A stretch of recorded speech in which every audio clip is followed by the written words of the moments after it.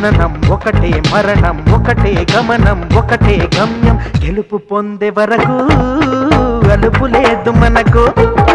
బ్రతుకు అంటే గెలుపు, గెలుపు కొరకే బ్రతుకు. కష్టాలు రాని కన్నీళ్లు రాని ఏమైనా కానీ ఎదురేది రాని. ఓడిపోవద్దు, రాజీ పడొద్దు, నిద్రే నీకొద్దు, నింగి నీ హద్దు. ఒకటే జననం ఒకటే, మరణం ఒకటే,